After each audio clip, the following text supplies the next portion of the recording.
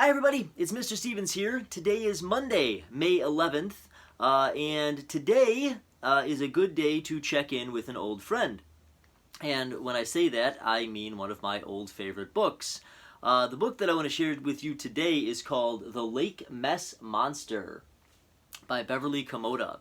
And every time I see this book, or I read it, or I share it with friends, it reminds me of my Nana and Poppy, because this book was at their house when they were living in Illinois.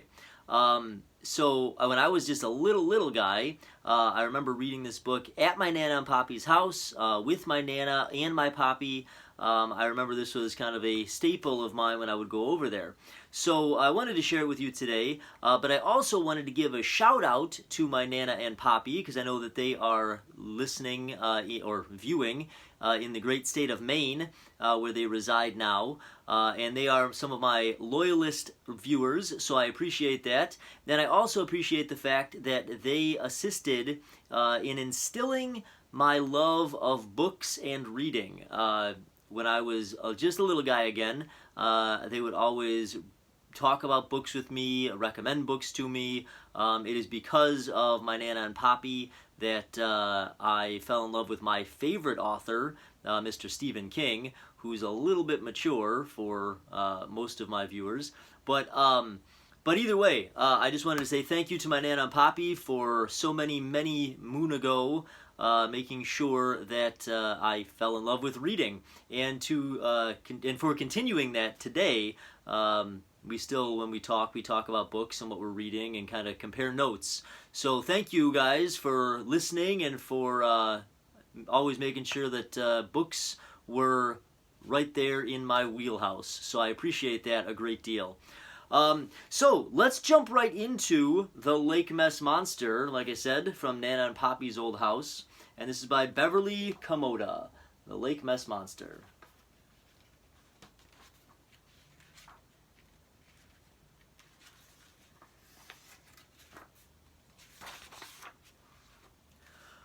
Where's the best place to swim, fish, or boat? Lake Mess, the old-timers said. Someone from Harry Mess's family had always lived on the lake shore. That's how the lake got its name. One summer day, people were enjoying the lake, as they always did.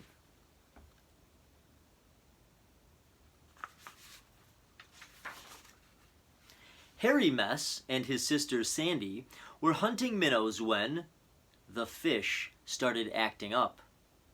Harry pointed out to the middle of the lake and shouted, "Look!" A scaly head on a long neck rose out of the water.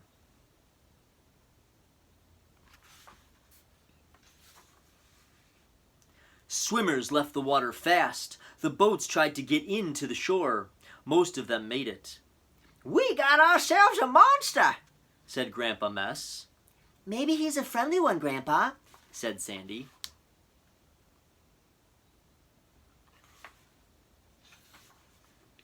The monster went for the boats, still out on the lake. He tipped them over and dunked every person in sight. Binny Whipple howled and called him names when he dunked her.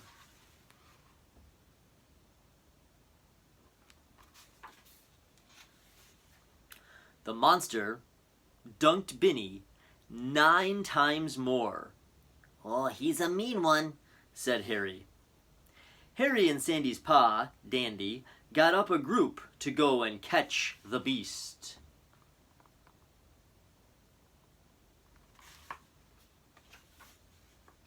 But no sooner did their boat get into the water than that monster whacked them right back out again with his tail. Harry and Sandy jumped up and down.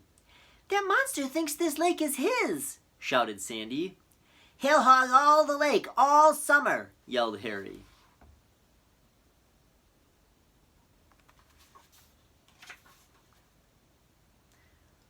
"Where did he come from?" asked Dandy.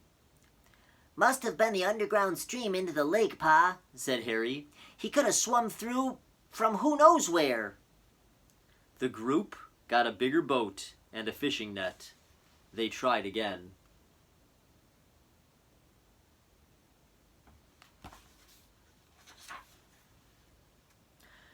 This time they got close enough to throw the net. It didn't work. The monster looked as if he were laughing. He whacked the big boat out of the water too.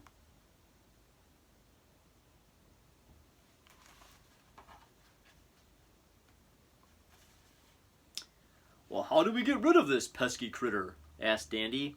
"Fast," said Benny Whipple. "I'm going with you next time." "Hook him like a fish," said Purdy, Harry and Sandy's ma. The group and Benny got an even bigger boat. Everybody tried, but no hook and line was big enough. The monster chewed off all the lines and still looked as if he were laughing.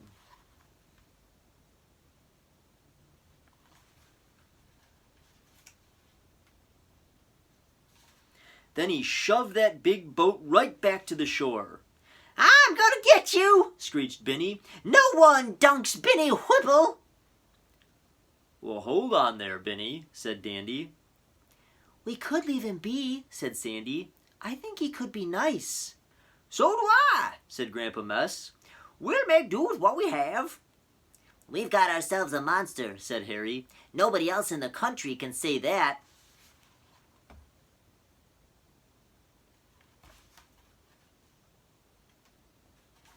The monster spurted water at them like a fire hose. "He's mean," squawked Benny. "He's unhappy," said Sandy. "Then let's make the critter happy," said Harry. "Yuck," said Benny, and she shook her fist at the beast.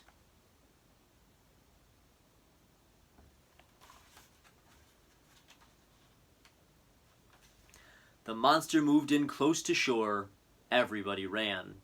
He took aim and spurted water, hitting Benny dead center.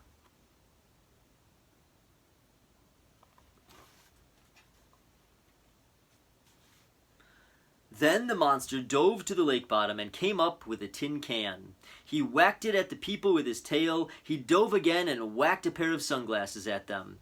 Faster and faster he dove and whacked. Everybody ducked and danced as things flew through the air. "Why is he unhappy?" shouted Purdy. "He's got fish to eat."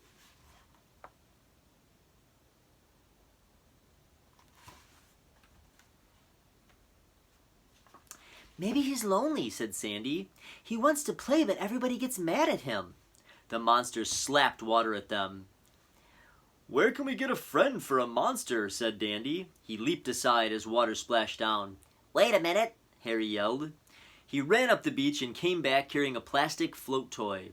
It was fat and pink with yellow spots and a big silly smile. "How about this?" he asked. "I wish we had a real live friend for the critter," said Sandy.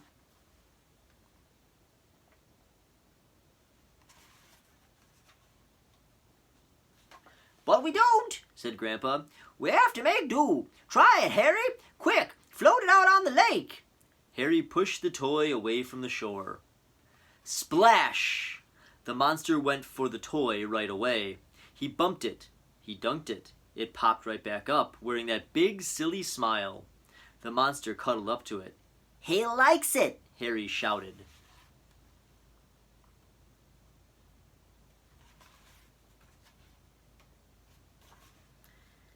"Everybody run and find more float toys," yelled Dandy.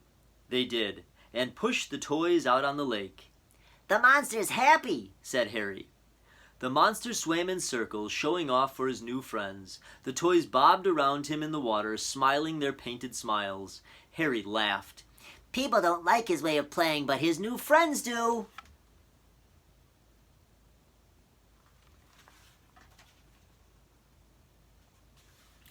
Well, the people got used to the monster, and he got used to the people.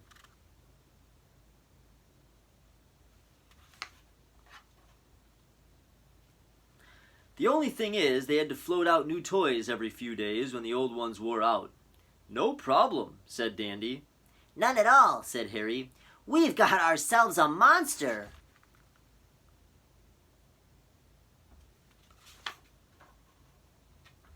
The end. Well, I hope you guys enjoyed the Lake Mess Monster by Beverly Komoda. Again, thank you to Nana and Poppy for watching these videos. I appreciate it, and I hope you guys are enjoying it as well. And I hope you guys are staying safe and well out in the great state of Maine.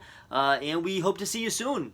In the meantime, hope everybody's having a good day, and don't forget to read. See you soon. Bye-bye.